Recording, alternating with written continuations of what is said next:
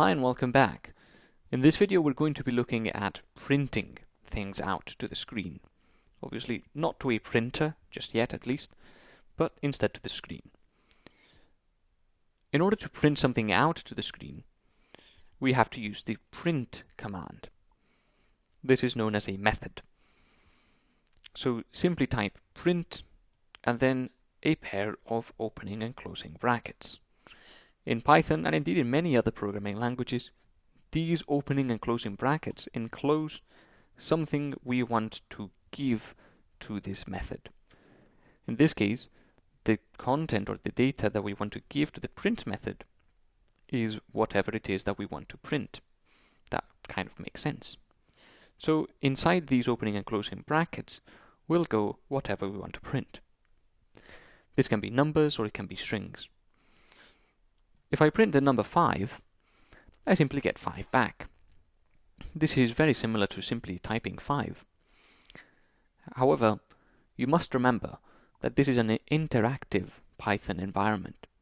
Normally, when you are programming and you're making your own application, simply typing the value 5 will not get you the value 5 printed out. This only happens in this interactive Python shell. Normally, if you wanted something to come out to the user and be visible by them, you'd have to use the print command or method. We can also print a string. So remember to use the quotation marks at both sides, and remember that it doesn't matter if you use single or double quotation marks. But notice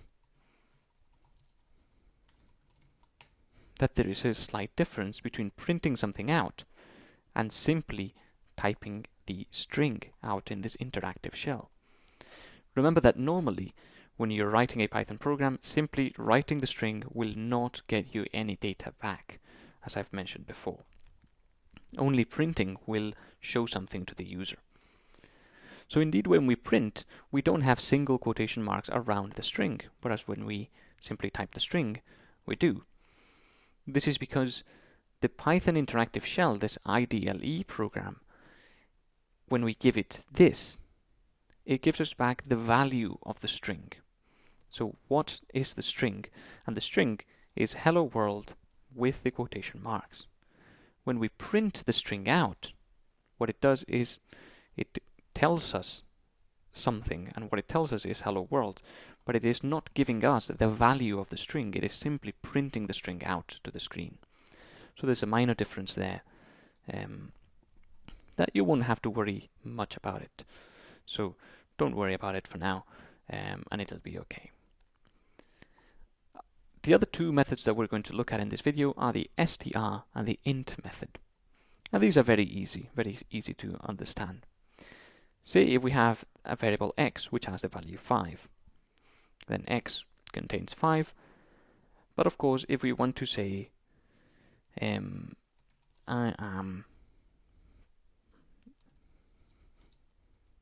5, remember that we could join up strings together like this, but if we say I am plus x, which we want to say I am 5, really gives us an error, because one of them is a number and the other is a string. So what we can do is treat x as a string.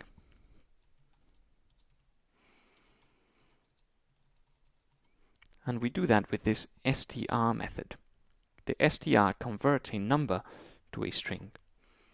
And then inside the brackets goes whatever it is that we want to convert, so in this case, x.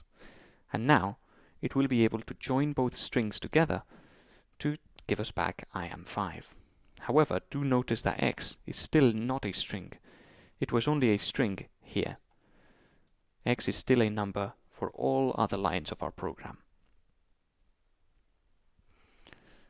And similarly, if you have x being equal to 50, then x contains this string 50, as you can see with the double quotation marks. But if we type int x, notice how this does not contain the quotation marks, because indeed x is being treated as a number. So x plus 10 is an error. Int x plus 10 gives us 60, because it treats x temporarily as the number 50 as opposed to the string 50. So this was a very quick intro to these three methods, and in the future we're going to be looking at the format method as well, and then some logic flow keywords as well. So I'll see you in the next video.